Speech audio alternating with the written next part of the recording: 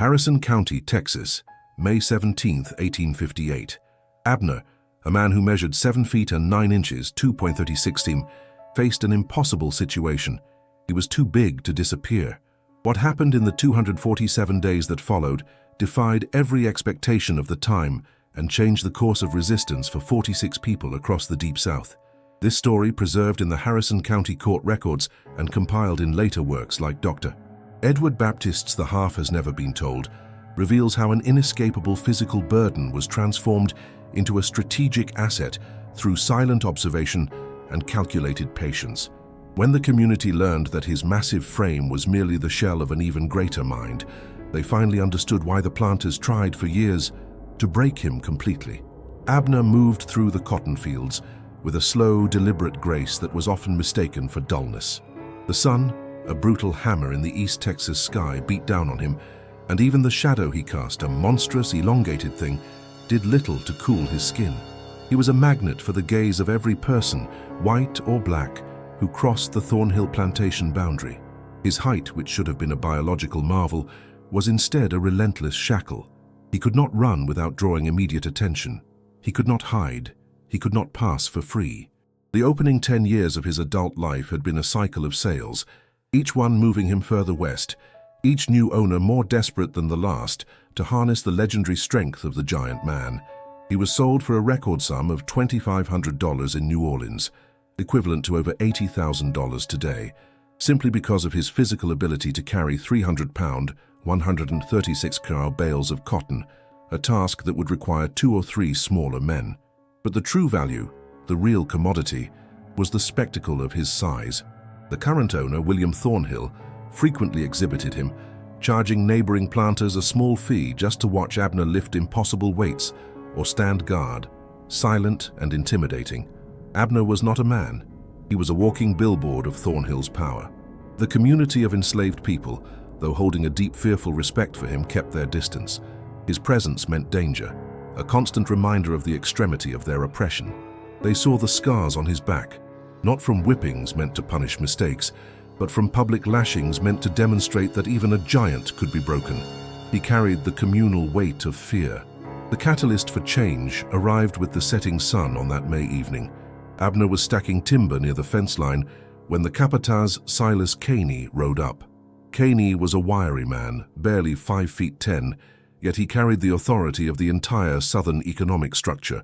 "Old Jeremiah stole a handful of feed, Abner," Caney spat, gesturing toward an ancient man, the oldest on the plantation, a living archive of 4 generations of trauma. Jeremiah, almost blind, stood passively, his hands trembling.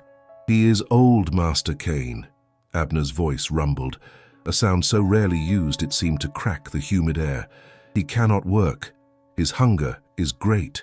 Caney laughed, a sharp, unpleasant sound.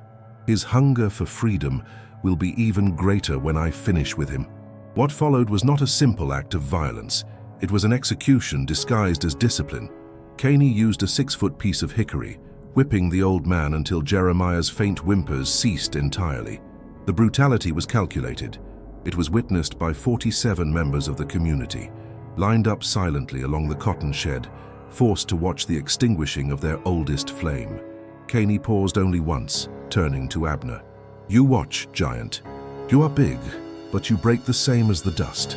When the deed was done, Caney rode off, leaving the community to gather Jeremiah's body. Abner did not move immediately. He stood for a full 10 minutes, the setting sun painting the scene in a lurid red. The people expected sorrow, perhaps fury. What they saw was a sudden, chilling precision in his eyes. That night, Abner did not mourn. He began to calculate. In 1858, the average price of a healthy enslaved person in the Deep South ranged between $1,200 and $800. Abner's sale for $2,500, almost 40% above the average, demonstrated the commodification of extraordinary physical traits. The unpaid labor on cotton plantations like Thornhill's was the engine of the national economy, with historians estimating that 60% of American exports were based on cotton. The extreme violence, such as Jeremiah's execution, was not merely punishment, but a risk management tool used to maintain control over the workforce that represented the majority of Southern capital. Texas, as a border state, maintained some of the most stringent slave patrol laws in the South.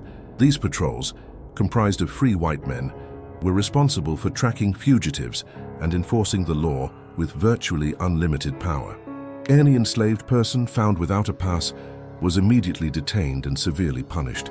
Escape was a calculated life-or-death gamble with an estimated success rate of only 20% without the organized support of the Underground Railroad. Abner returned to the timber yard, his mind working with a speed his hands had never shown.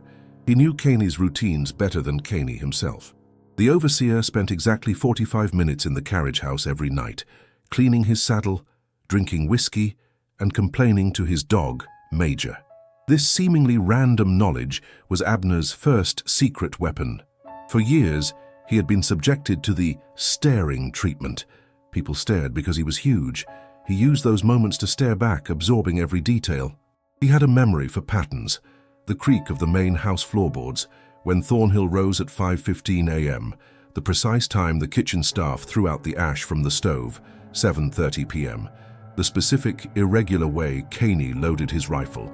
This was the only place he possessed freedom, the internal landscape of his own mind, a world unseen by his captors. He needed an accomplice, someone small, quiet, and mobile. He needed Sarah, the washerwoman. Sarah had seen Abner's reaction to Jeremiah's death. She had seen the chilling peace in his eyes, not the expected terror. Sarah, 32, was perpetually overlooked. Her work was domestic, but her ears were everywhere. Her laundry station was under the main house, a hub for gossip and secrets. She was the ideal foil to Abner's towering visibility. Their first communication had to be perfect, hidden in plain sight. The next morning, Abner was ordered to move a massive iron anvil weighing 700 pounds from the blacksmith's shed to the stable. Caney watched, expecting the usual grunts and straining muscle. Abner moved the anvil, lifting it onto a makeshift sled, and then, with unnatural slowness, dragged it toward the stables. As he passed Sarah's laundry station, he dropped a small, smooth river stone, painted black with chimney soot, directly into one of the empty wash buckets. The movement was imperceptible, covered by the grating sound of the sled's runners on the gravel. Sarah didn't flinch. Her hands kept scrubbing. But an internal tremor ran through her. A black stone meant danger. A river stone meant movement. She waited until the afternoon. When Abner returned with the bucket from the well, the small black stone was gone. In its place was a white ceramic button, one of the cheap ones used on the plantation uniforms. White button, I see you. Proceed with caution. The code was established, based on objects that belonged in the daily life of the enslaved community.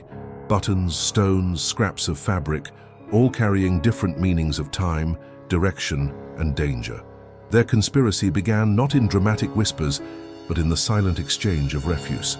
Abner spent the next week watching Caney. His mind wasn't focused on hurting Caney. That would be satisfying, but impulsive and ultimately suicidal. His goal was to destabilize the entire system, to create an impossible window of chaos that 46 people could run through.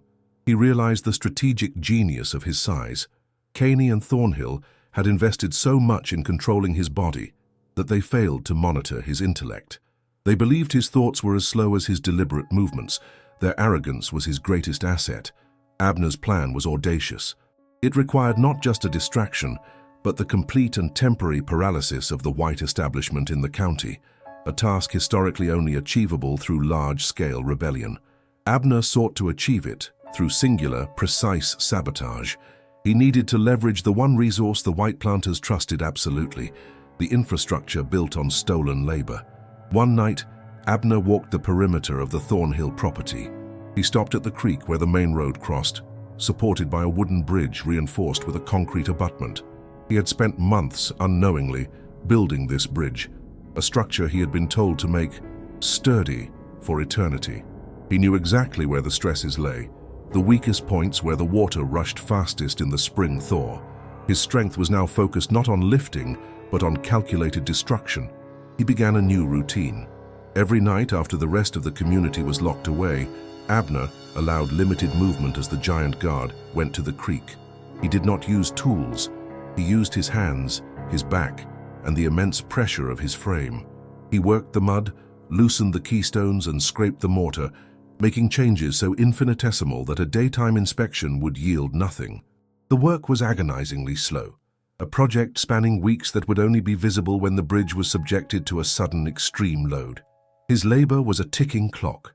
The stakes rose when Abner received an urgent signal from Sarah.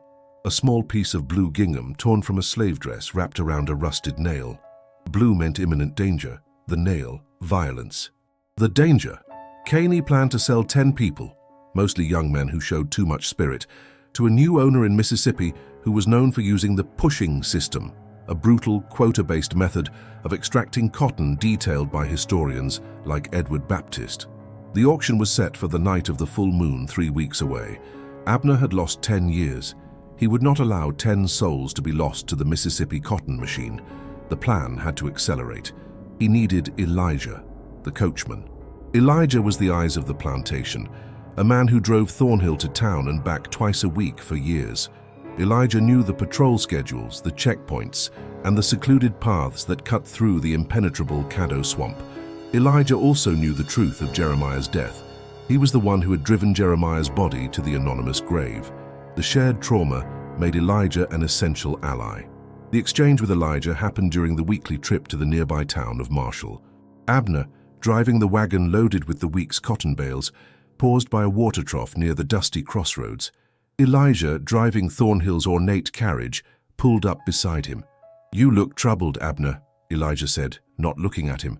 "The bridge creaks," Abner replied, his massive hand resting on the wooden rail of the wagon, a hand that could crush Elijah's skull instantly. "It needs shoring up." Elijah understood. Abner was referring to the bridge of their lives. "The north bank is soft," Elijah whispered, wiping sweat from his brow. "The water runs fast there, but the bank holds to the west. They don't patrol the west bank. It's snake country, too dense for horses." The west bank was the Caddo swamp, a network of cypress trees and dark water, impossible to navigate for anyone unfamiliar with its trails. It was a route that could guarantee the safety of the fugitives, but only if they had a guide, or more accurately, a map. Abner needed to convince the community that the risk of the impossible swamp was less than the certainty of waiting. He needed to prove that a giant who had only ever inspired fear could inspire hope. The final element was the timing. Abner knew that Thornhill and Caney were obsessed with the cotton market reports, which arrived every Saturday morning via the stagecoach from Shreveport. Thornhill would be in the study, Caney in the carriage house, immersed in their own economic self-interest, convinced that Abner was merely stacking wood. The cotton market was their weakness. Abner returned to his cabin that night, the smallest, most cramped structure in the yard. He sat down, his knees touching the rough plank ceiling, and stared out at the dark silhouette of the bridge. The final stage of the plan required a feat of physical exertion that would guarantee his capture, but also guarantee the liberation of 46 people. He began to pray, not for salvation, but for the alignment of the stars, the precise speed of the water, and the necessary blindness of his oppressors. The resistance had moved from the field to the mind, and now it was ready to return to the earth, using the giant's strength one last, final time. The moon was only a sliver tonight, but in 3 weeks it would be full.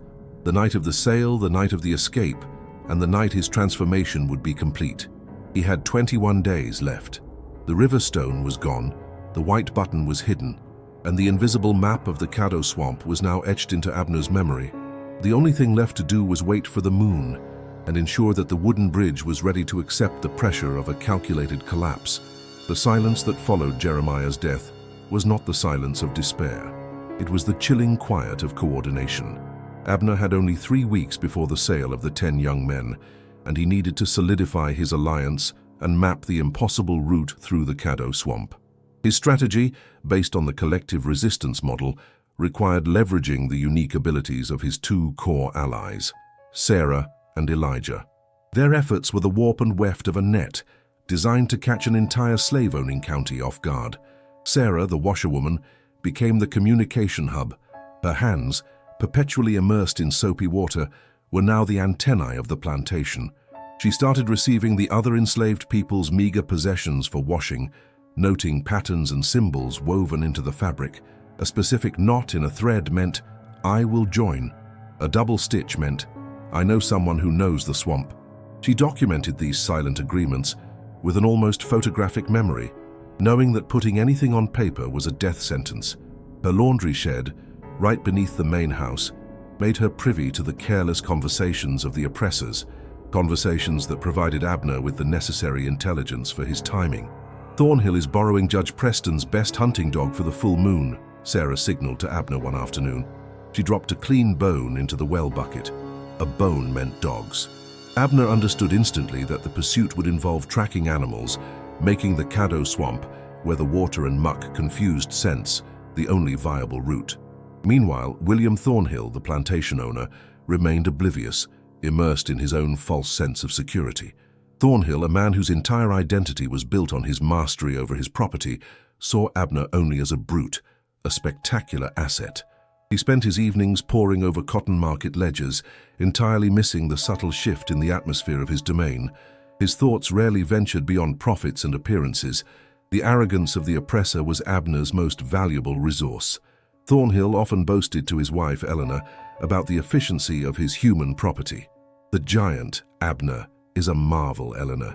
He moves more timber than 3 horses, but he's dull, utterly dull.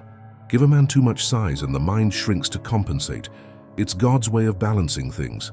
He failed to notice that Abner's dullness was a cultivated shield, a performance perfected over a lifetime. He failed to connect the disappearance of a single 700-pound anvil from the blacksmith's shed, moved weeks ago, with anything other than his own orders. Abner needed Elijah, the coachman, to confirm the route. Elijah had the widest reach, traveling 40 miles between the Thornhill property, Marshall, and the occasional trip to Shreveport.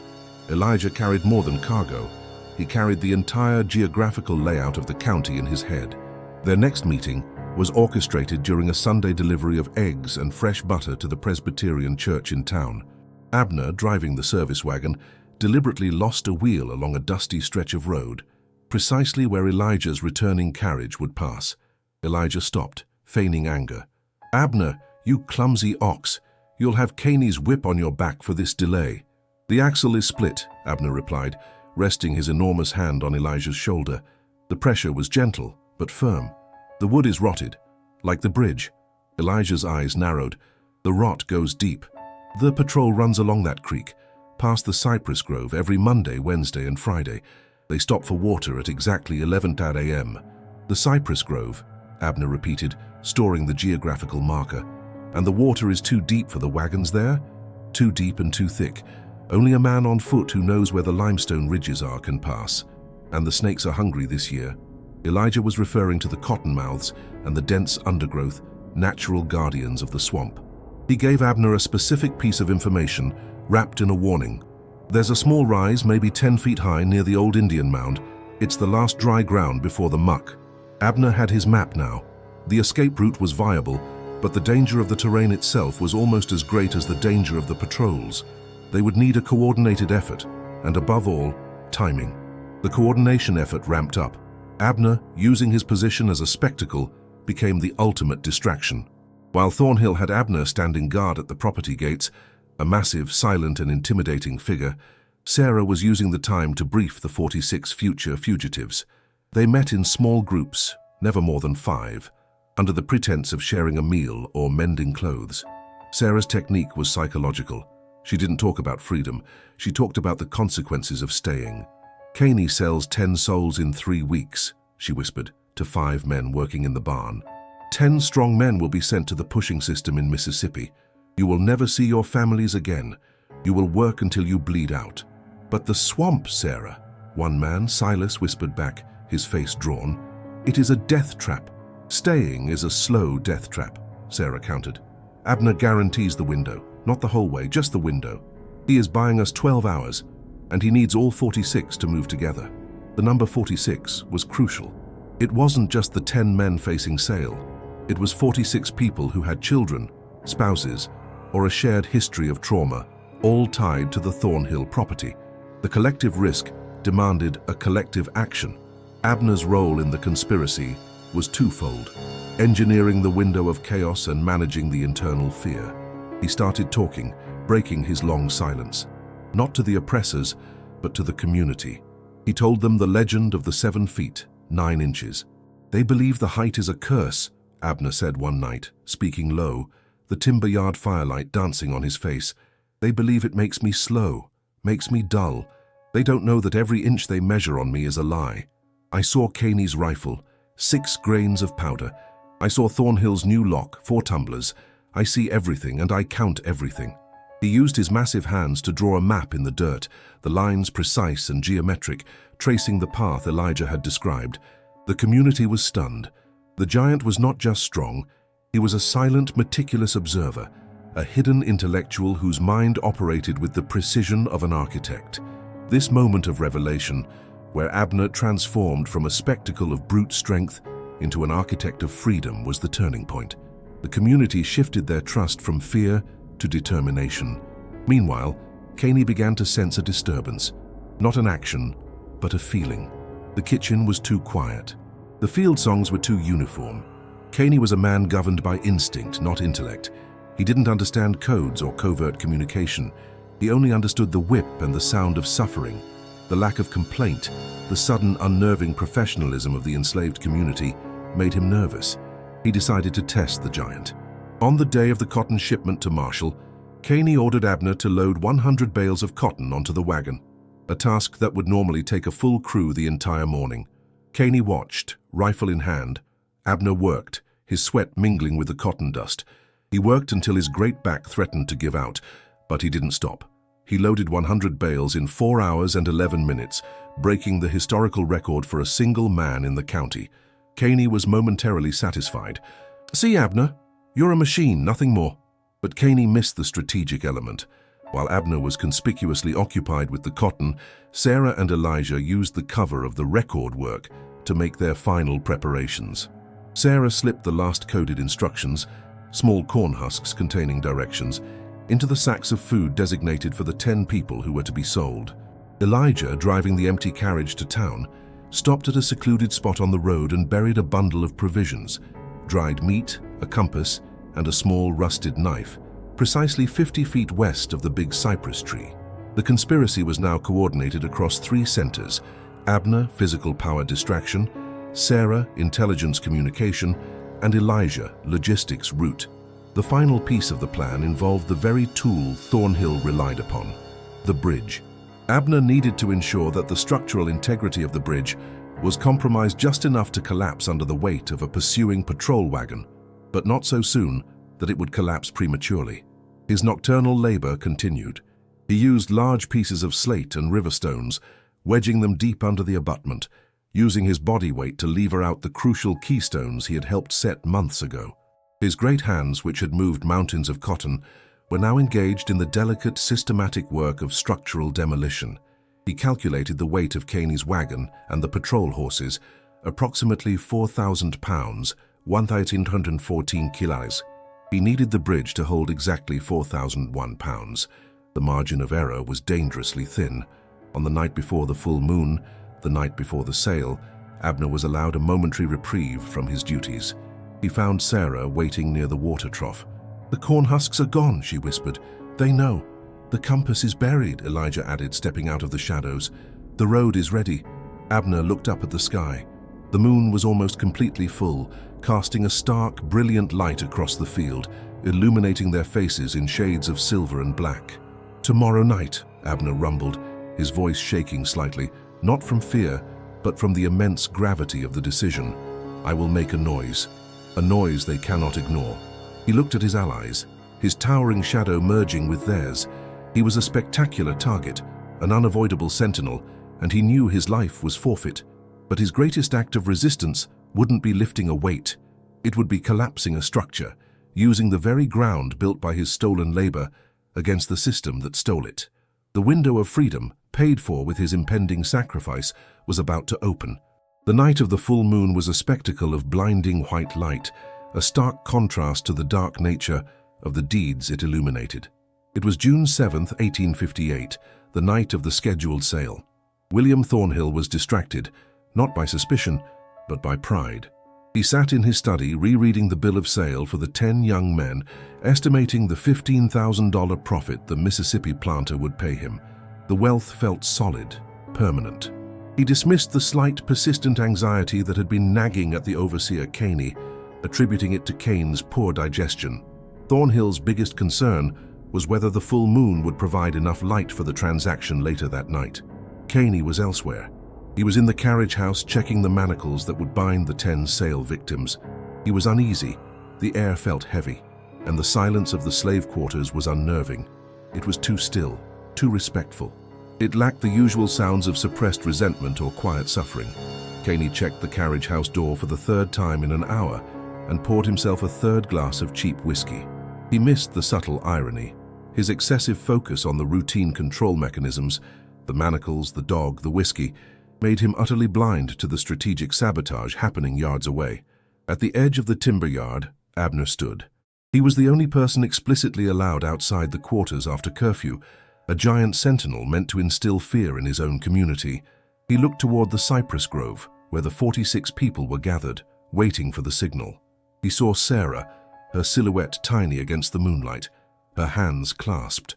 He saw Elijah standing by the stable, ready to vanish into the night ahead of the group. The plan hinged on a 12-minute window of chaos, the time it would take for Caney to ride from the main house to the road bridge and back. Abner needed to become the noise Caney could not ignore. He did not use violence against a person. His target was property and symbol. His first act was dedicated to Jeremiah.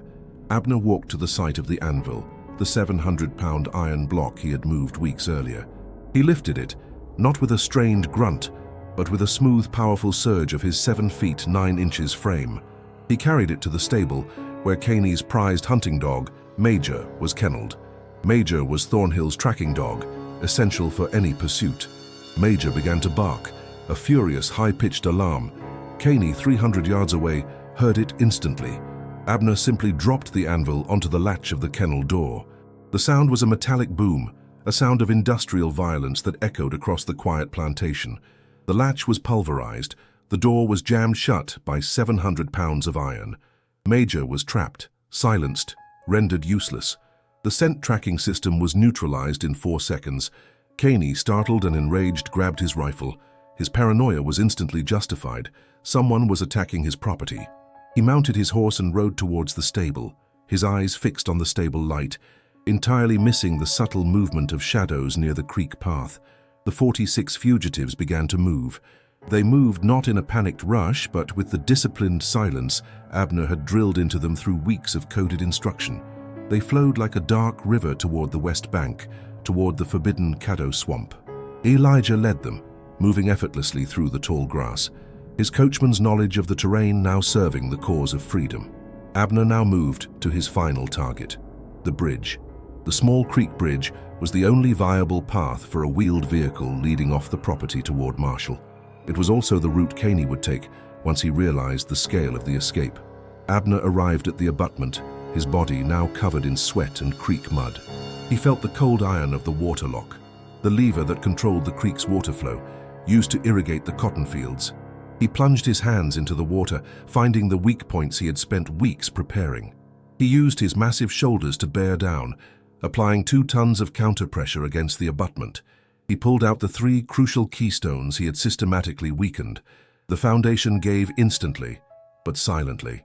The structural integrity of the bridge dropped from 4,000 pounds of support to less than 1,000 pounds. It now relied solely on the outer tension of the wood, a shell ready to crack. Just then, Caney emerged from the stable area, seeing the open, jammed kennel door. He didn't focus on the anvil. He focused on the loss of control. He scanned the slave quarters and saw the empty space where the 46 people should have been. "Abner, you giant idiot, where are they?" Caney's roar was raw, panicked. Abner stood on the bridge, silent, his massive silhouette dominating the full moon. He did not run. He did not fight. He stood there, 7 feet, 9 inches of defiant geometry, blocking the only road. Caney, consumed by greed and fury, the loss of the $15,000 sale and the massive depreciation of the rest of the property, did not hesitate. He spurred his horse directly onto the bridge. This was the moment of strategic violence, focused entirely on infrastructure and consequence. Caney's horse, weighing close to 1,200 pounds, took 3 strides onto the wooden deck.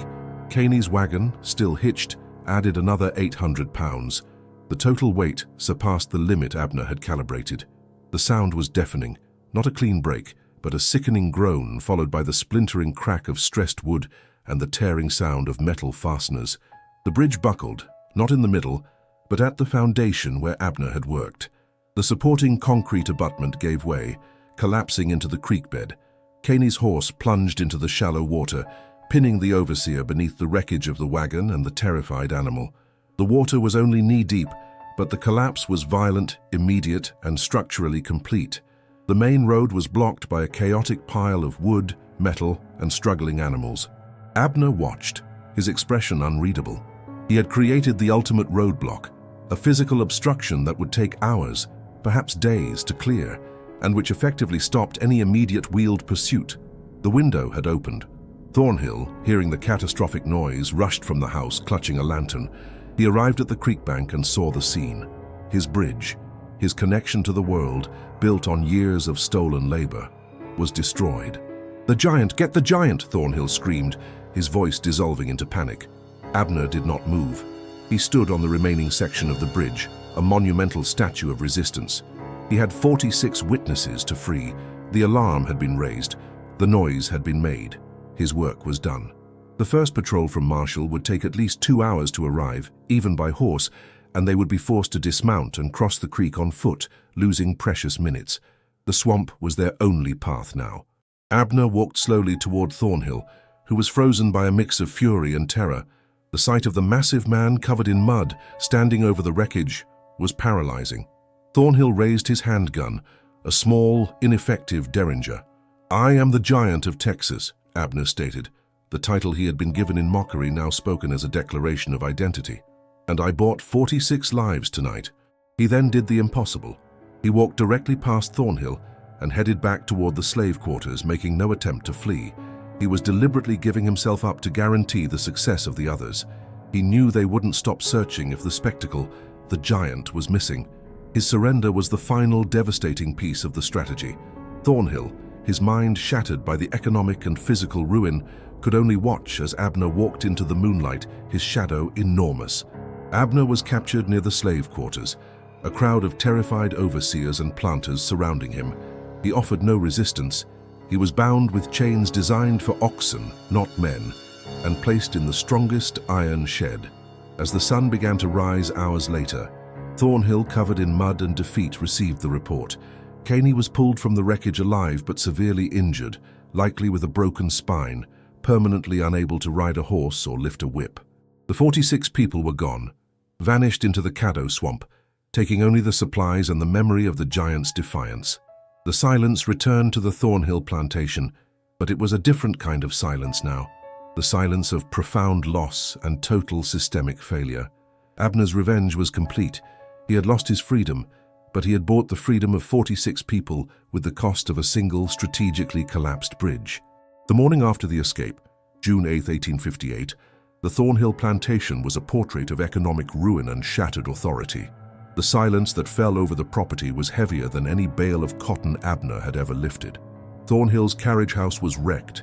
Caney lay in a haze of pain and morphine, and the main road was a mess of splintered wood and useless mud, a graveyard for the system of immediate pursuit.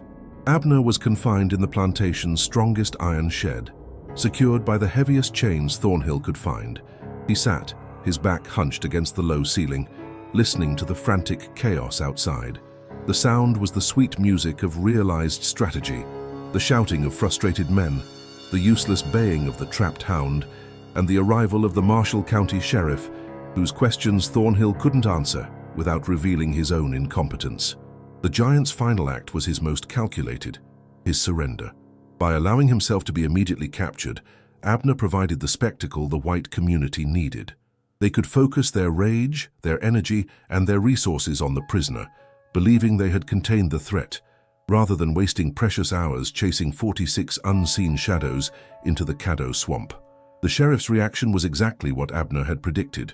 Focused on the sheer spectacle of the 7-9 man in chains, the man who had single-handedly wrecked a major piece of infrastructure and ruined an elite planter, the sheriff immediately declared Abner the sole instigator. "This is an act of open insurrection," the sheriff declared to Thornhill. his voice amplified by the urgency of preserving the regional order. "We will make an example of this creature. It will be a lesson in every county, from here to Louisiana." The focus on Abner as a singular, malicious agent completely obscured the collective genius of the escape. No one considered that the silent washerwoman had coordinated the logistics, or that the faithful coachman had mapped the route. The white society's structural prejudice, the inability to see intelligence or strategic coordination in the enslaved community, was Abner's ultimate protection for his friends. The search for the 46 became perfunctory. Patrollers rode out on the damaged roads, but the time Abner had bought, 3 critical hours before the patrols were organized, had already been spent by Elijah, leading the group deep into the labyrinthine safety of the Caddo swamp, guided by the limestone ridges and the hidden compass. Abner's trial was swift and highly publicized, held in Marshall 3 weeks after the escape. He was not tried for murder, but for the destruction of $2,000 in property, the bridge and wagon, and more importantly, for the capital crime of insurrection and incitement. The prosecution's argument, recorded in the Houston Tri-Weekly Telegraph, focused obsessively on Abner's size. He was described not as a man, but as a physical anomaly, a weapon of nature turned against civilization. The judge, fearful of a precedent of successful, coordinated resistance, sought to maximize the psychological impact of the sentence. The verdict was predetermined: guilty. The sentence: death by public hanging. The execution was scheduled for August on the Marshall Courthouse Square. It was intended to restore order and reinstill the fear that Abner's actions had fractured. However, the real historical consequence of Abner's act was measured in market value. The loss of 46 healthy, trained laborers represented a financial shock to Thornhill and the local cotton exchange. The estimated $50,000 loss was not just the value of the missing people, it was the cost to re-enslave them if they were caught, the cost of rebuilding the bridge and the cost of the lost cotton season due to the chaos. This financial loss was the hidden core of Abner's revenge. As historian Edward Baptist points out, the economic rationale of slavery required total control. Abner proved that the human will could, through calculated risk, overwhelm that control and impose a catastrophic cost on the oppressor. On the day of the execution, Abner stood on the gallows, towering over the assembled crowd. He wore a simple, homespun shirt. Before the rope was placed around his neck, he was given the customary final word. He looked down at the crowd, his 7'9" frame dominating the sky. He did not ask for mercy. He did not confess. "The bridge is broken," he rumbled, his voice cutting through the humid air, "and the water runs west." It was a final, clear message. He was not speaking to the white planters. He was speaking to the few enslaved people forced to watch, repeating the code. The system is fragile. The route to freedom is the swamp. Abner died that day, but his death was the culmination of his strategic life. The sheer scale of his act, the simultaneous escape of 46 souls, was impossible to hide. The story spread like a wildfire in the dry Texas grass, carried by the invisible network of the Underground Railroad and the coded messages of the enslaved community. The legacy of the giant's shadow. Abner's story was absorbed into the collective oral history of resistance. He was no longer just Abner. He was the giant of Texas, the man who traded his life for the lives of others, the man who used his strength not to break chains, but to break bridges. The legacy of Abner is a testament to the power of the mind over matter, the transformation of a physical curse into a strategic blessing. He spent his life as a symbol of the economic power of slavery, a man who could not hide. In his death, he became a symbol of its fragility, a man who could not be erased. His name was scrubbed from the official records of the county, intentionally forgotten by the white authorities who feared the precedent he set. But in the quilts, in the songs, and in the whispers along the Mississippi River, the giant of Texas lived on, a legend 7 feet and 9 inches tall, whose shadow stretched from the cotton fields of Texas all the way to the freedom of the North, a silent, powerful force that proved that the cost of liberation was always worth the price.